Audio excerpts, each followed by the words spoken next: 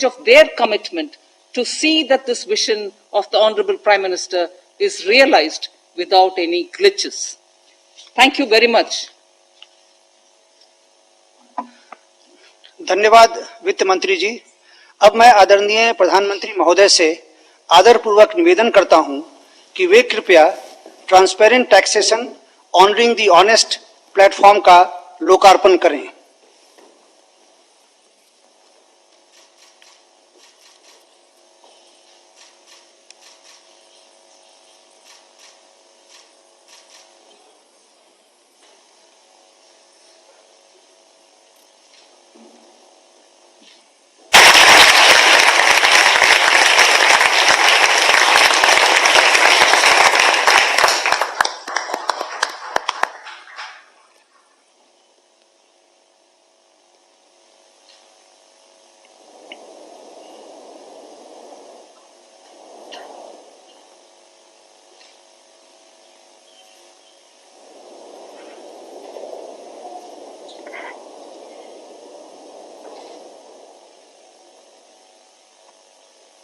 धन्यवाद प्रधानमंत्री जी। अब मैं आपसे अनुरोध करूंगा कि आप अपने विचारों से हमारा मार्गदर्शन करें। आदरणीय प्रधानमंत्री जी। नमस्ते जी। देश में चल रहा स्ट्रक्चरल रिफॉर्म्स का सिलसिला आज एक नए पड़ाव पर पहुंचा है। Transparent taxation honouring the honest 21वीं सदी के टैक्स सिस्टम की इस नई व्यवस्था का आज लोकार्पण किया गया है। इस प्लेटफॉर्म में फेसलेस असेसमेंट, फेसलेस अपील और टैक्स पेयर्स चार्टर जैसे बड़े रिफॉर्म्स हैं। फेसलेस असेसमेंट और टैक्स पेयर्स चार्टर आज से ही लागू हो गए हैं, जबकि फेसलेस अपील की सुविधा 25 सितंबर यानी दीनदयाल उपाध्याय जी के जन्मदिन से पूरे देश भर में नागरिकों के लिए उपलब्ध हो जाएगी। अब टैक्स सिस्टम भले ही फेसलेस हो रहा है, लेकिन टैक्स पेयर को ये फेयरनेस और फियरलेसनेस का विश्वास देने वाला है। ये सभी टैक्स पेयर्स को इस महत्वपूर्ण तोहफे के लिए मैं बहुत बहुत बधाई देता हूं और इनकम टैक्स विभाग के सभी अधिकारियों को, हर छोटे मोटे कर्मचारी को भी बहुत बहुत शुभकामनाएं देता हूं। साथियों, बीते 6 वर्ष में हमारा फोकस रहा है banking the unbank, securing the unsecured और फंडिंग द अनफंडेड। आज एक तरह से एक नई यात्रा शुरू हो रही है। ऑनरिंग द ऑनेस्ट, ईमानदार का सम्मान। देश का ईमानदार टैक्स पेयर राष्ट्र निर्माण में बहुत बड़ी भूमिका निभाता है। जब देश के ईमानदार टैक्स पेयर का जीवन आसान बनता है, वो आगे बढ़ता है, तो देश का भी विकास होता है, देश भी आगे बढ़ता है। साथियों, आज से शुरू हो रही नई व्यवस्थाएं, नई सुविधाएं, मिनिमम गवर्नमेंट, मैक्सिमम गवर्नेंस, इसके प्रति हमारी प्रतिबद्धता को और मजबूत करती है। ये देशवासियों के जीवन से सरकार को, सरकार के दखल को कम करने की दिशा में भी एक बड़ा कदम है। साथियों, आज हर नियम कानून को, हर पॉलिसी को प्रोसेस और पावर सेंट्रिक अप्रोच से बाहर निकालकर उसको पीपल सेंट्रिक और पब्लिक फ्रेंडली बनाने पर बल दिया जा रहा है। ये नए भारत के नए गवर्नेंस मॉडल का प्रयोग है और इसके सुखद परिणाम भी देश को मिल रहे हैं। आज हर किसी को ये एहसास हुआ है कि शॉर्टकट्स ठीक नहीं है। और हमारे यहां तो रेलवे स्टेशन पे लिखा जाता है, shortcut will you cut you short. गलत तौर तरीके अपनाना सही नहीं है। वो दौर अब पीछे चला गया है। अब देश में माहौल इस ओर आगे बढ़ रहा है कि कर्तव्य भाव को सर्वोपरि रखते हुए सारे काम होने चाहिए। सवाल यह है कि ये बदलाव आखिर कैसे आ रहा है? क्या ये सिर्फ सख्ती से आया है? क्या ये सिर्फ सजा देने से आया है? जी नहीं, बिल्कुल नहीं। इसके अगर मोटे मोटे तौर पर मैं कहूं तो 4 बड़े कारण हैं। पहला, पॉलिसी ड्रिवन गवर्नेंस। जब पॉलिसी स्पष्ट होती है तो ग्रे एरियाज मिनिमम हो जाते हैं और इस कारण व्यापार में, बिजनेस में और सरकार के और निर्णयों में भी डिस्क्रिशन की गुंजाइश कम हो जाती है। दूसरा, सामान्य जन की ईमानदारी पर विश्वास। तीसरा, सरकारी सिस्टम में ह्यूमन इंटरफेस को सीमित करके टेक्नोलॉजी का बड़े स्तर पर उपयोग। आज सरकारी खरीद हो, सरकारी टेंडर हो या सरकारी सेवाओं की डिलीवरी, सब जगह टैग इंटरफेस सर्विस दे रहे हैं। और चौथा, हमारी जो सरकारी मशीनरी है, जो ब्यूरोक्रेसी है, उसमें एफिशिएंसी, इंटीग्रिटी और सेंसिटिविटी के गुणों को रिवॉर्ड किया जा रहा है, पुरस्कृत किया जा रहा है। साथियों, एक दौर था जब हमारे यहां रिफॉर्म्स की बहुत बातें होती थी। कभी मजबूरी में कुछ फैसले लिए जाते थे, कभी दबाव में कुछ फैसले हो जाते थे, तो उन्हें रिफॉर्म कह दिया जाता था। इस कारण इच्छित परिणाम नहीं मिलते थे। अब ये सोच और अप्रोच दोनों बदल गई है।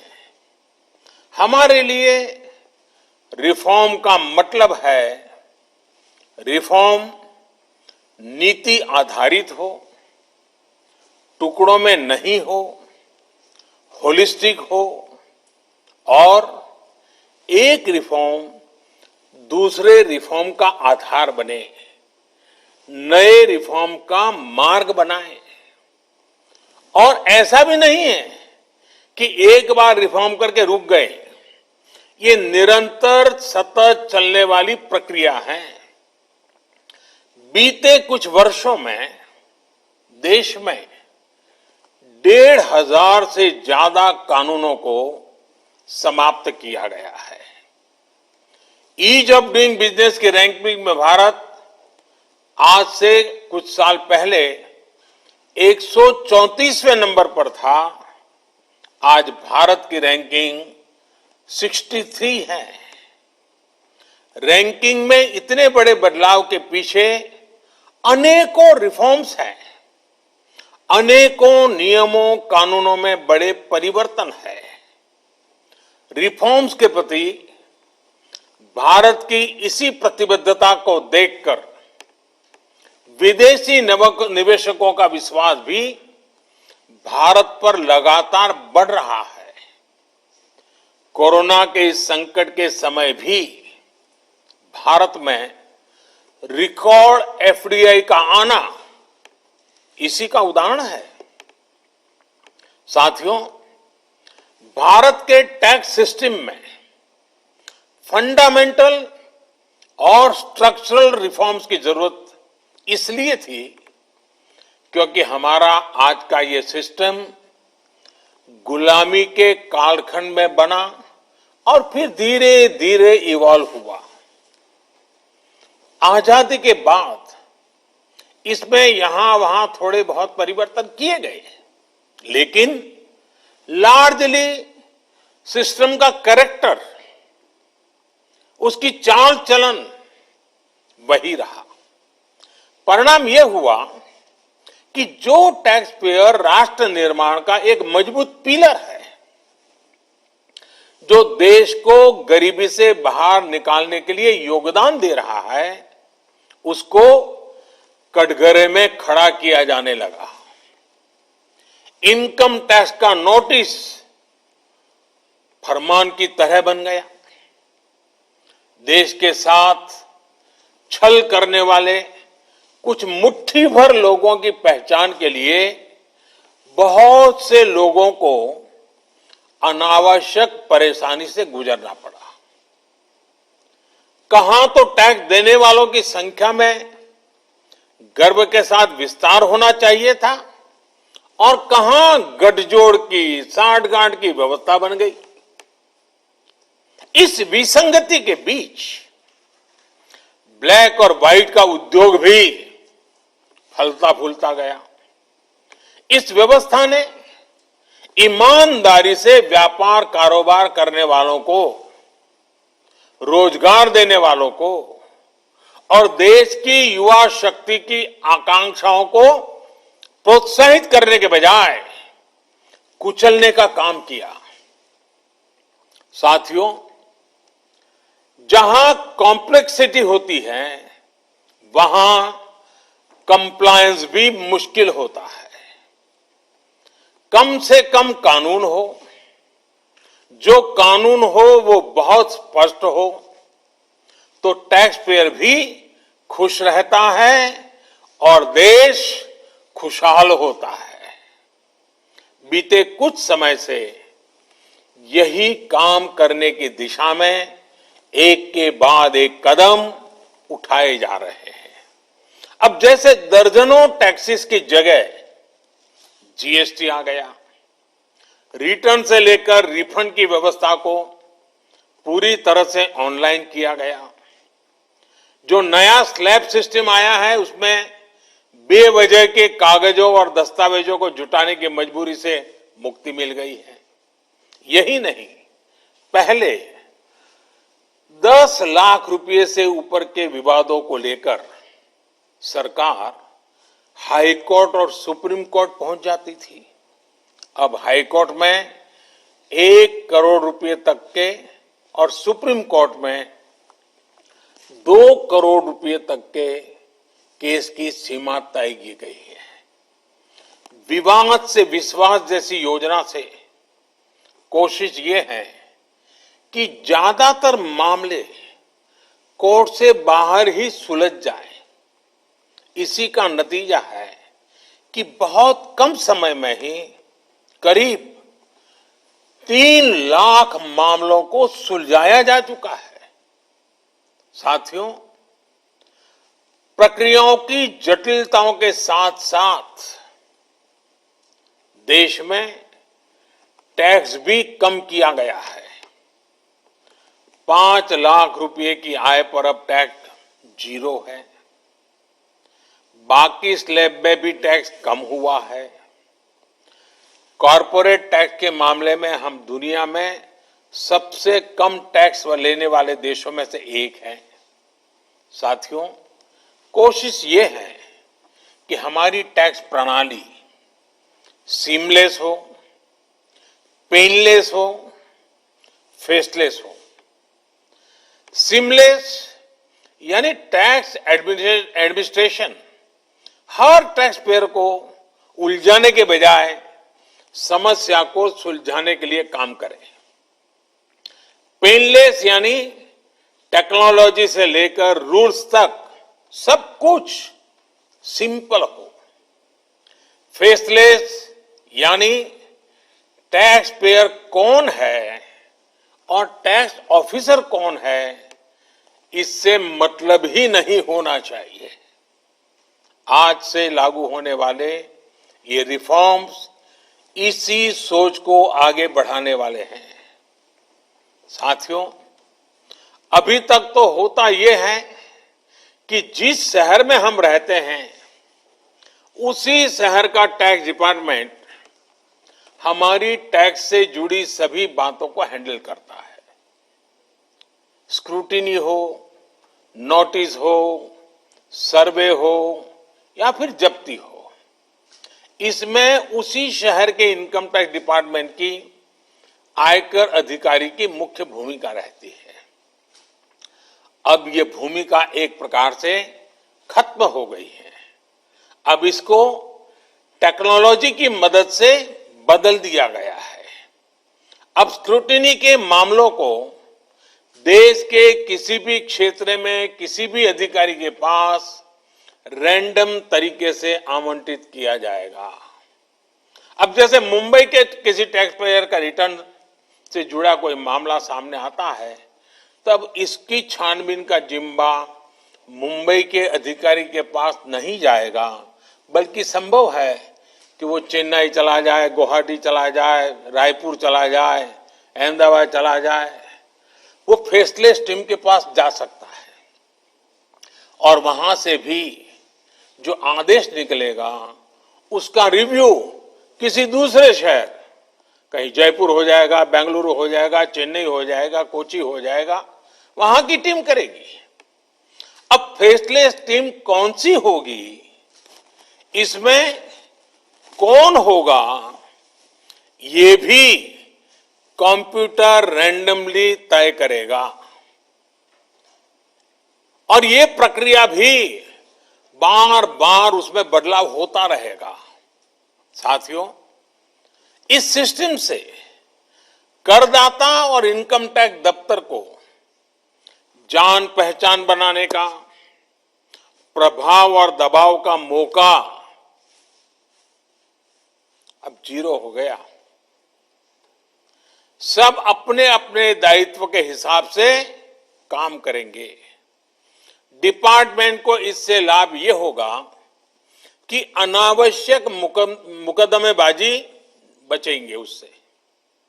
दूसरा, ट्रांसफर पोस्टिंग में लगने वाली गैर जरूरी ऊर्जा से भी अब राहत मिलेगी। इसी तरह टैक्स से जुड़े मामलों की जांच के साथ साथ अपील भी अब फेसलेस होगी। साथियों, इस एक महत्वपूर्ण रिफॉर्म के साथ साथ आज भारत एक बहुत महत्वपूर्ण कदम उठा रहा है और वो है टैक्स पेयर चार्टर। ये टैक्स पेयर चार्टर भी देश की विकास यात्रा में बहुत बड़ा कदम है और टैक्स पेयर के लिए अधिकार और कर्तव्य दोनों को संतुलित करने का और सरकार की जिम्मेवारी पक्की करने का ये बहुत अहम कदम है। टैक्स पेयर को इस स्तर का सम्मान और सुरक्षा देने वाले दुनिया में बहुत कम देश है, गिने चुने देश हैं। लेकिन अब भारत भी इस महत्वपूर्ण कदम की ओर अपने आप को ले जाकर के उसमें शामिल हो गया है। अब टैक्स पेयर को उचित, विनम्र और तर्क संगत व्यवहार का भरोसा दिया गया है। यानी आयकर विभाग को अब टैक्स पेयर की डिग्निटी का संवेदनशीलता के साथ ध्यान रखना होगा। अब टैक्स पेयर्स की बात पर विश्वास करना होगा। डिपार्टमेंट उसको बिना किसी आधार के ही शक की नजर से नहीं देख सकता। अगर किसी प्रकार का संदेह है भी तो टैक्स पेयर को अब अपील और समीक्षा का भी अधिकार दिया गया है। साथियों, अधिकार हमेशा दायित्वों के साथ आता है, कर्तव्यों के साथ आते हैं। इस चार्टर में भी टैक्स पेयर से कुछ अपेक्षाएं की गई हैं। टैक्स पेयर के लिए टैक्स देना या सरकार के लिए टैक्स लेना ये कोई हक का, अधिकार का विषय नहीं है, बल्कि ये दोनों का दायित्व है, जिम्मेवारी है, कर्तव्य है, रिस्पॉन्सिबिलिटी है। टैक्स पेयर को टैक्स इसलिए देना है क्योंकि उसी से सिस्टम चलता है। देश की एक बड़ी आबादी के प्रति देश अपना फर्ज निभा सकता है और उज्जवल भविष्य की ओर कदम भी रख सकता है। इसी टैक्स से खुद टैक्स पेयर को भी तरक्की के लिए, प्रगति के लिए बेहतर सुविधाएं और इंफ्रास्ट्रक्चर मिल पाता है।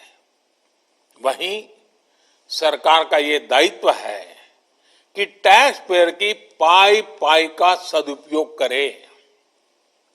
ऐसे में आज जब करदाताओं को सुविधा और सुरक्षा ये दोनों मिल रही हैं, तो देश भी हर टैक्स पेयर से अपने दायित्वों के प्रति ज्यादा जागरूक रहने की अपेक्षा करता है।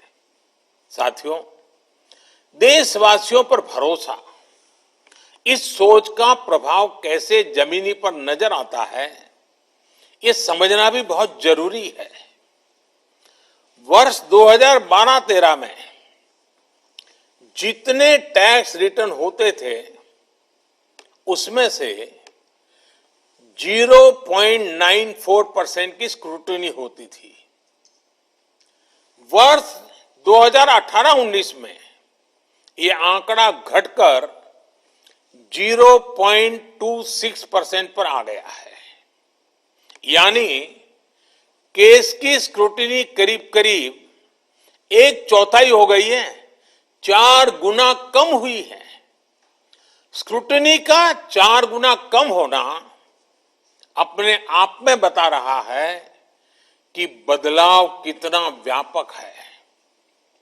साथियों, बीते 6 वर्षों में भारत ने टैक्स एडमिनिस्ट्रेशन में गवर्नेंस का एक नया मॉडल विकसित होते देखा है। We have decrease complexity, decrease taxes, decrease litigation, increase transparency, increase tax compliance, increase trust on the tax pair.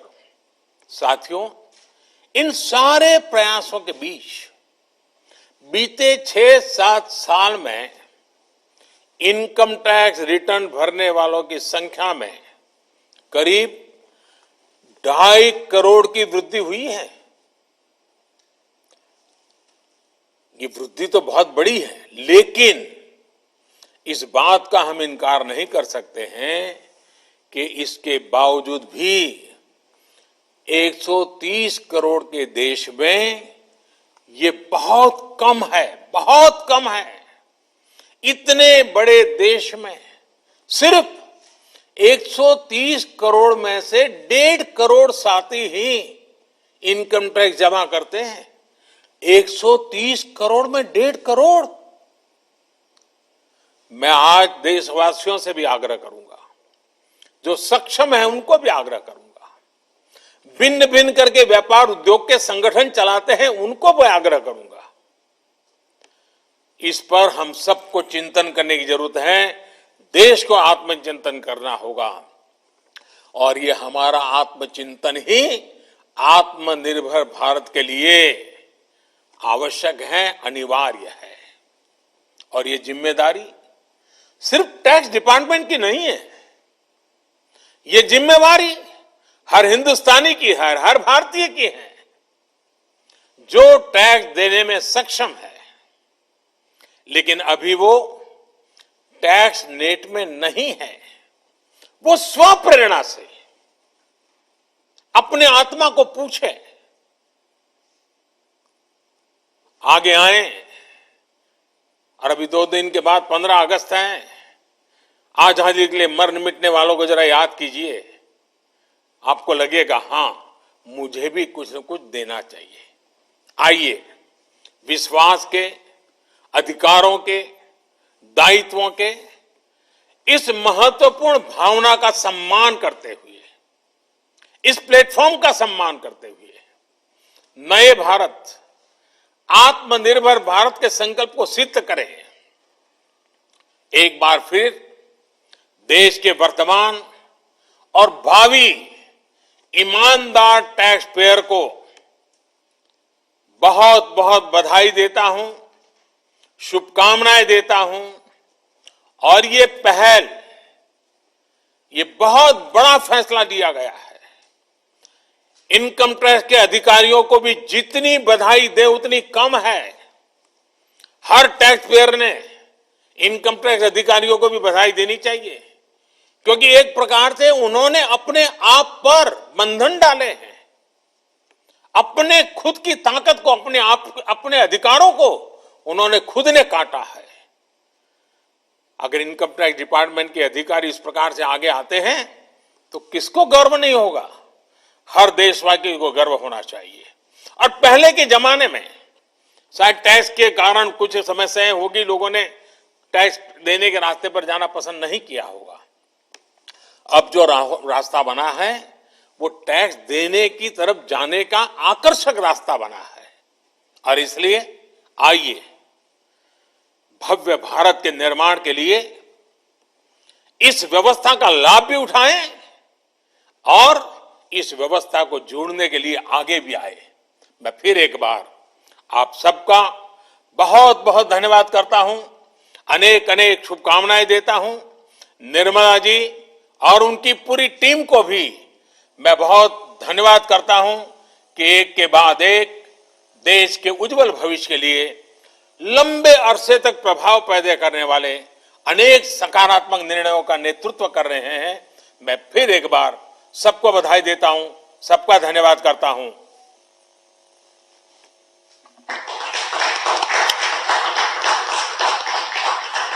धन्यवाद, धन्यवाद प्रधानमंत्री जी। इस कार्यक्रम के अंत में हम आपका, आदरणीय वित्त मंत्री जी का, वित्त राज्य मंत्री जी का और सभी का आभार प्रकट करते हैं। धन्यवाद।